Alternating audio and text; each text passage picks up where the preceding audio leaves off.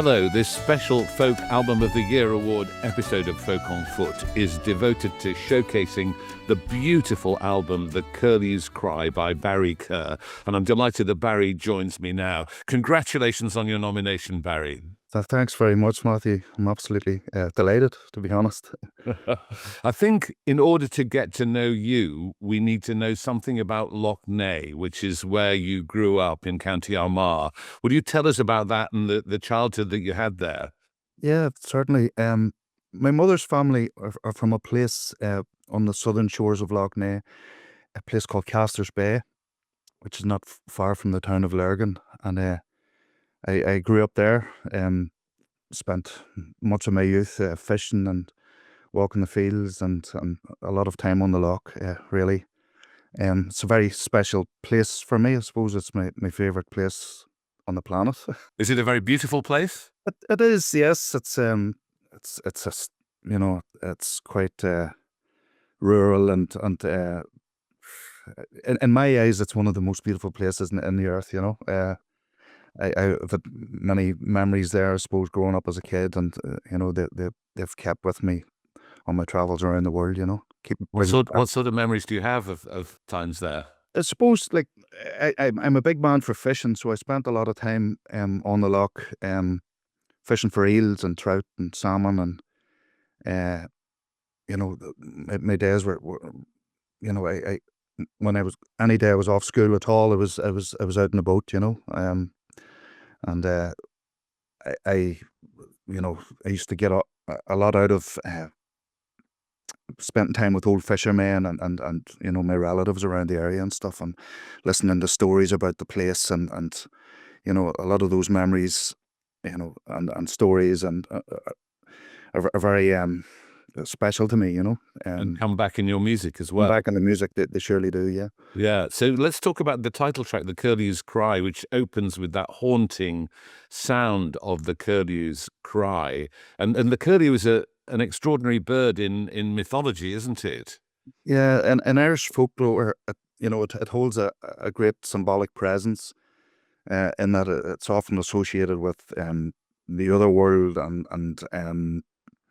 its mournful kind of cry, is very haunting, and it's associated with, like, the fairies, and it has a kind of, it's often seen as an omen as well, of death, or suspicious, and I once went out walking with the Scottish singer Corinne Polwart, and we encountered a curlew, yeah. and she told me it was one of the 7 whistlers, which means that when all 7 are together, the world will end. So it has a kind of sad, doomy. It really does, and it's and for such a beautiful, it can be a very beautiful haunting sound as well. But it has those associations, and the loch at the minute is like many of our waterways. It's suffering from pollution and the dreaded blue-green algae, which is kind of suffocating the whole ecosystem. So I felt, as a folk singer, I should be singing about this, not least because I love the place so much, and it's part of my DNA. So the song "The Curlew's Cry" came out of that, and it kind of tapped into those references that we have within our own folk tradition. So I find songs can be a great way of connecting us with our past. Especially folk music. It's the songs are sung in our own accents. They're we recognize them. We recognize the places in them. We recognize the birds and all of the references. They're ours going back generations, and I think it's a very powerful way for us in this time that we live in to also reconnect with nature and draw attention to the things that we're facing going forward.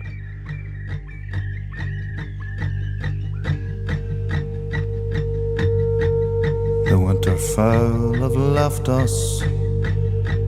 They haven't come this year. No midnight swans are calling. Those lovers lost, I fear. No plover is a nesting. The bog has gone to plough. The crying of a curlew is but a memory now. No long lines set at evening in my cot with salmon sky. No trout or reel for morning me. The catch it has run dry. Those ghosts will haunt our children, wailing in the night. A distant cry from times gone by, an omen of our plight. For who will heal the waters of our sacred holy well? Not landlord, thief or absentee, with nothing left to sell. I have a premonition when we call upon our own to hear on high a curlew's cry, and remember where we're from, to restore this wondrous garden, our connection to the earth, to rid the need for waste and greed, and know what we are worth.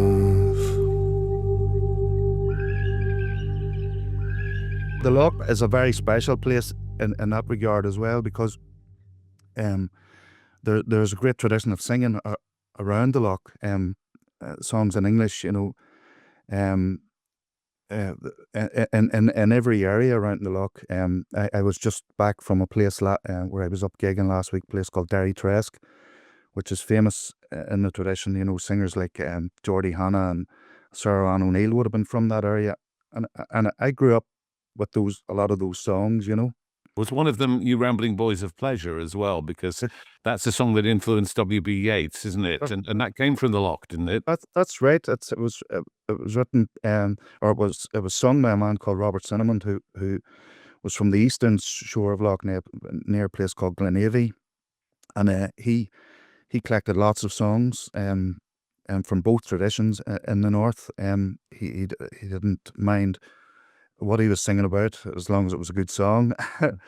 And yeah, the Ramblin' Boys of Pleasure, that was one of his. It was collected then in the 70s from him by Andy Irvine and Nominee, I think, and Planksty made the famous version of it. So it was kind of daunting recording that one, because it's been done so many times by so many great artists over the years, you know.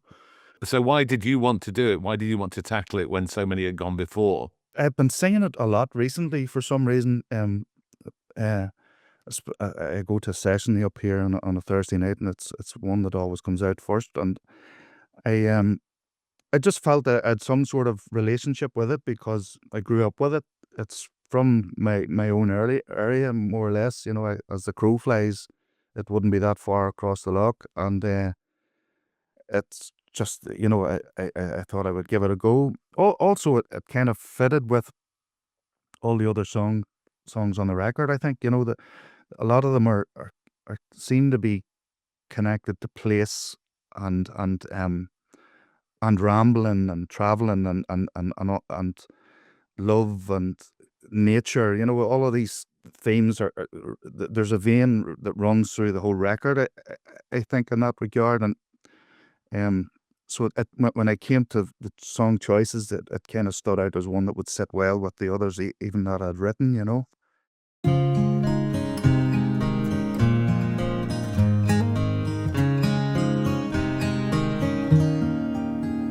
You rambling boys of pleasure, give ear unto these lines I write. Although I am a rover, and rambling I take great delight. I cast my mind on a handsome girl, and oftentimes she does me slight. My mind is never easy, except when my true love is in my sight.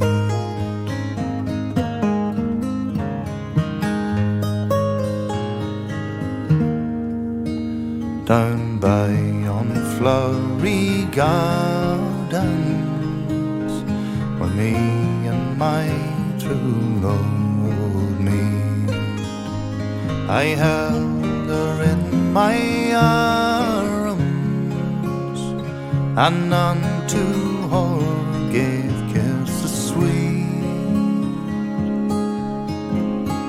She bade me take love easy, just as the leaves fall from the trees. But I, being young and foolish, with my own true love I did not agree.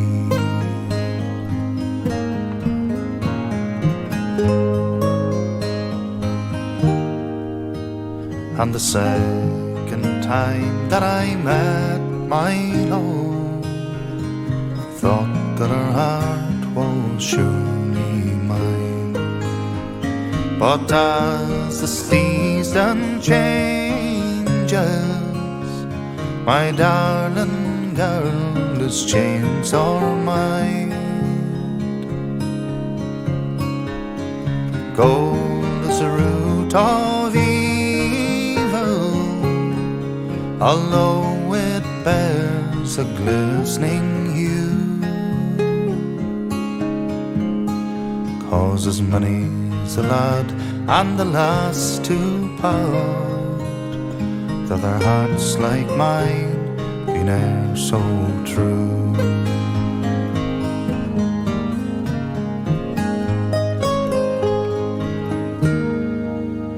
And I wish I was in Belfast town, and my own true love along with me, and money in my pocket to keep us in good company. Liquor to be plenty, a flowing glass on every side. Hard fortune would ne'er daunt me, for I am young and the world is wide.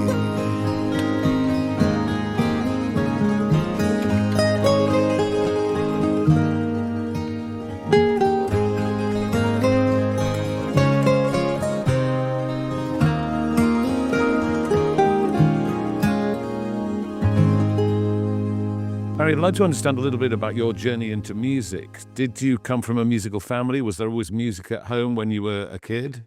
I grew up in a musical house, I suppose. My dad played a little, but he was a fanatic really for traditional and folk music.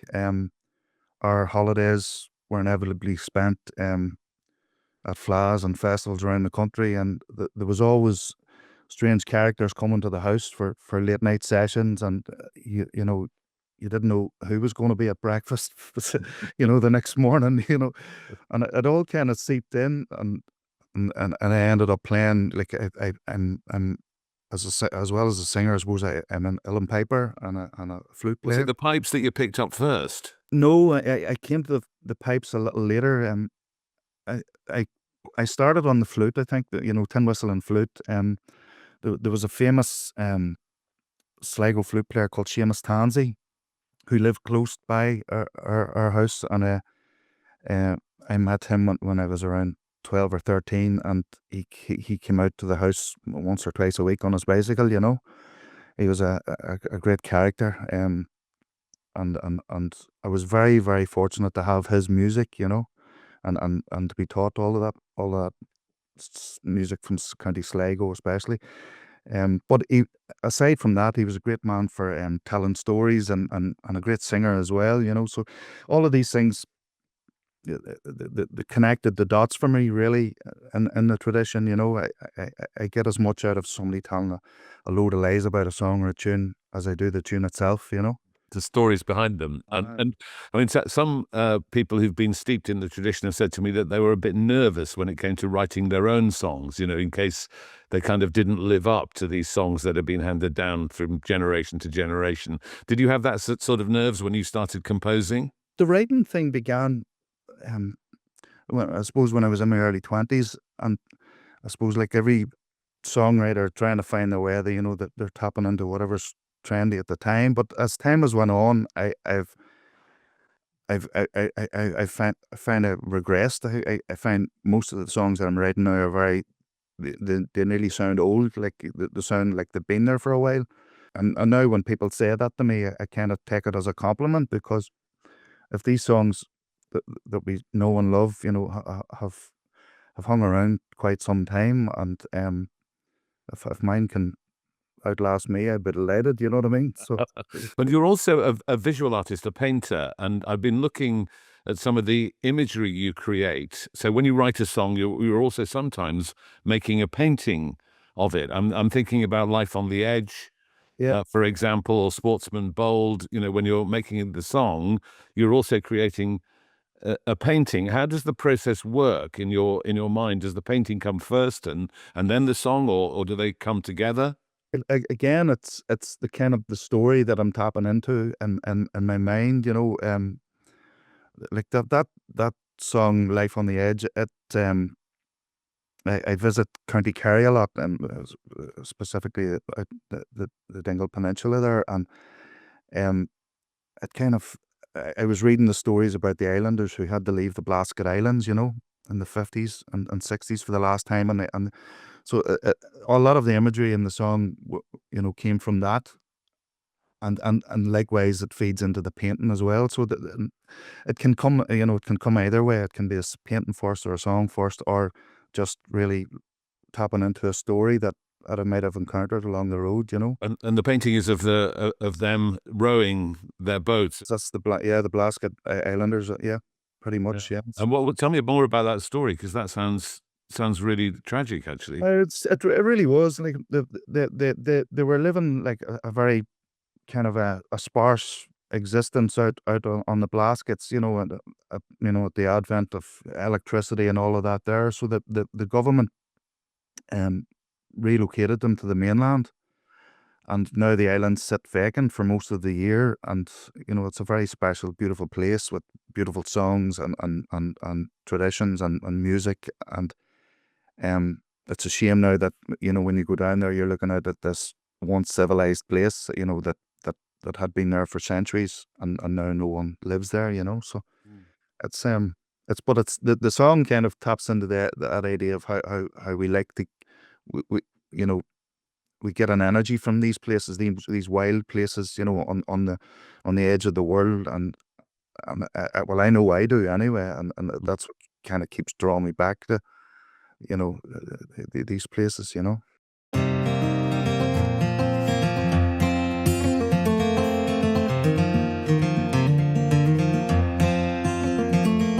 Silence surrounds and spirits abound where the veil of reality's thin. I'll shelter a while among stones that were piled by pilgrim devoted within. The last of their kind, the stars that align, see them ne'er to return. The work of their hands in monuments stand, weathered by gale and sun. Oh, I long for a life on the edge, worn by wind and sea, on the edge again to be.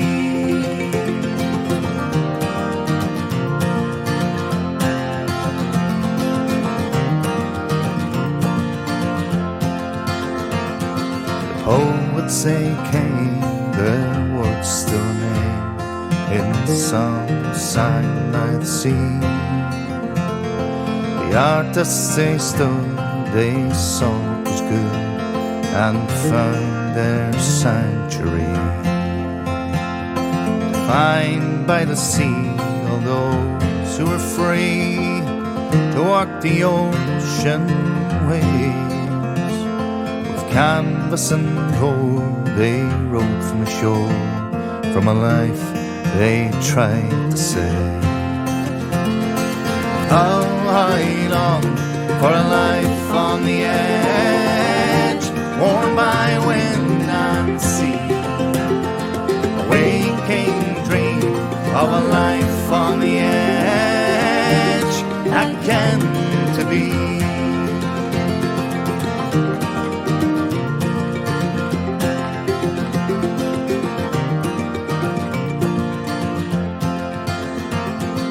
Tongue of our tribe swept out on a tide, cast away at sea. But words we reclaim, remembering our name, to cherish the visionary. How I long for a life on the edge, worn by wind and sea. Waking dream of a life on the edge, again to be.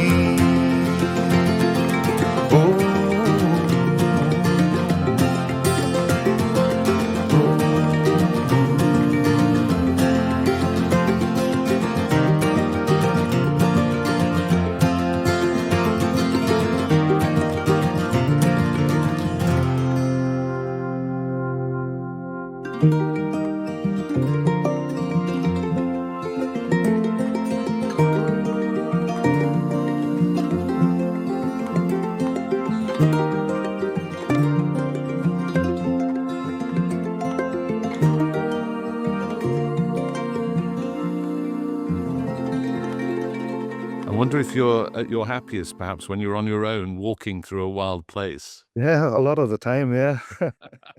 And just there's a wistfulness and a sadness behind some of the music that I don't know if that reflects your character. Maybe, yeah.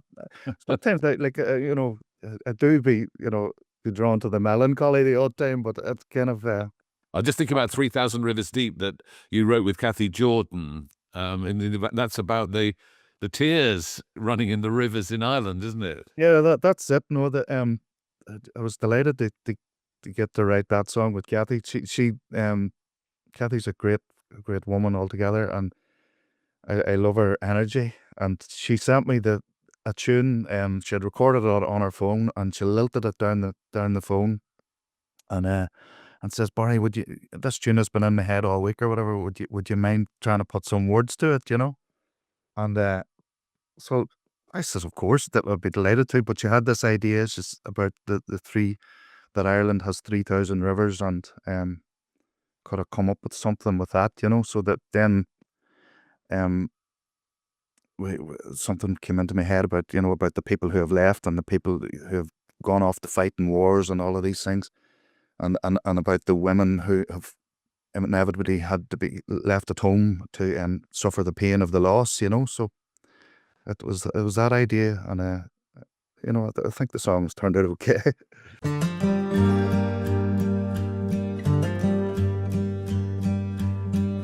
Songbird rises in the morning, greets the day as it is new. Soldier boy, he heeds no warning, off to war, bold and true. A lover's heart, soft and tender, to a loss must surrender. Tears are flowing through our land, 3,000 rivers deep.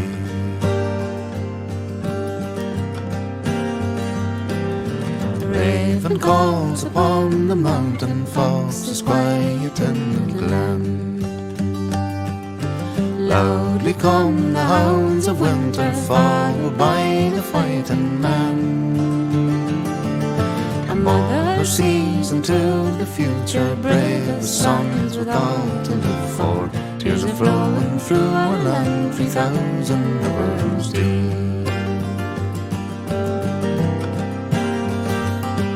And the place of many whispered names, in song and story I am fain. Come gather round and hear a lesson, all you men who rise and fight. From the ancient soil that bore you as you walk into the night. For a million years we have been grieving at the sight of young men leaving. Tears are flowing through our land, 3,000 rivers deep. I'm the place of many whispered names, in song and story I am fain. For a million years we have been grieving at the sight of young men leaving. Tears are flowing through our land, 3,000 rivers deep.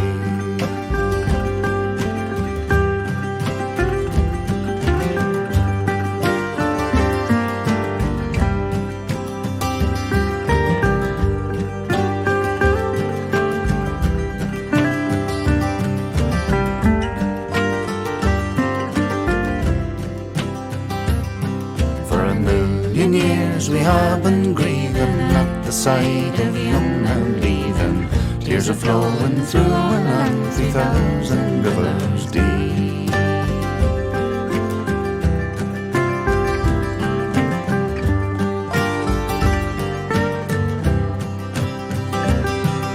A million years we have been grieving at the sight of young men leaving. Tears are flowing through our land, 3,000 rivers deep. And I'm interested in the way in which the album was produced, because it's got such gentleness and such subtlety in the instrumentation. What was the atmosphere like when you were working with the producer, Jerry O'Byrne? It was an honour of my life, I suppose, to get working with Jerry. I have been a fan of his guitar playing and his music, I suppose, all my life. I remember old BBC recordings of him that were in our house on VHS, that my dad had recorded off the TV when I was a kid, you know, when he was playing with the likes of Mary Black and all of those great musicians of the day, Andy Irvine and Kevin Burke. And so in recent years, I've become friends with Jerry just from my trips to Dingle, and I had the opportunity to ask him to come to the studio, and he agreed. And I told him what I wanted, you know. From the record, I just wanted to sound like myself, and I didn't want too many bells and whistles. And he brought something into the studio that I've never had before, like an emotional integrity. You know, and these days in the studio, we're very tempted to fix everything, and to have everything, you know, polished and really perfect. But very often that can take something back and take something away from. You know, it can take the emotion out of something very quickly and flatten things. So I said to him, like, all of my favorite records, a lot of the time, were when the studio, you know, the engineer just hit record and there wasn't much, you know, fixes done or anything like that. So Jerry, you know, would listen back and he would say, no, keep that's good.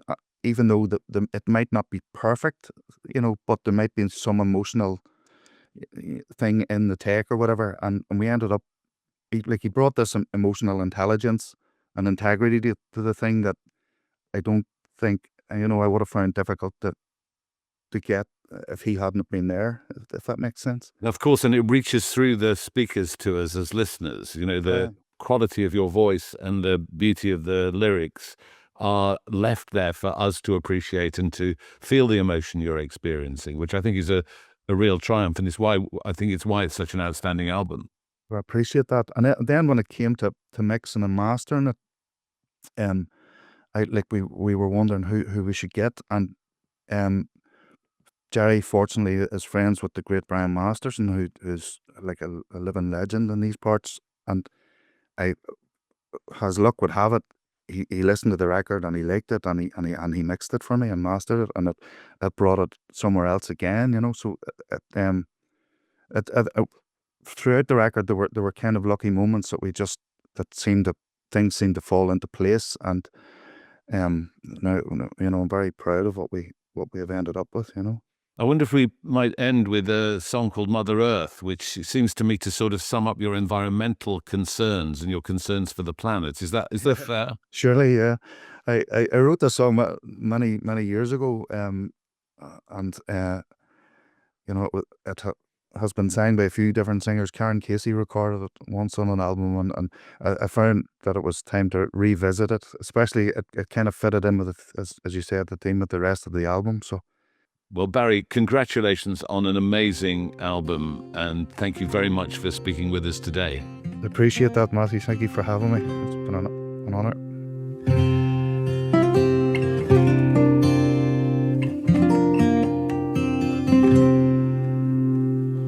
I am a hawk on a mountainside, a crashing wave on a winter's tide, the breeze that blows on a tall ship's sail. I am the kick in a salmon's tail. I'm up above, I'm down below, I'm every race and seed that's sown. I'm all around and I live within. I'm Mother Earth, the spirit and all living things.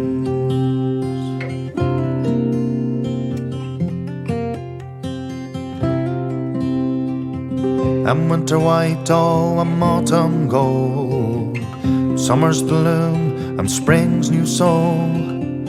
I'm every season with the birds that sing. I'm Mother Earth, the spirit and all living things.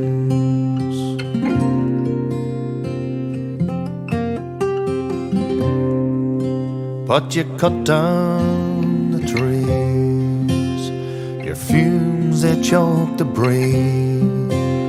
You burn the world for oil and you poison the soil. So I'll flood your plains, I'll drown you in your acid rains. I'll pour forth the curse and return you unto dust.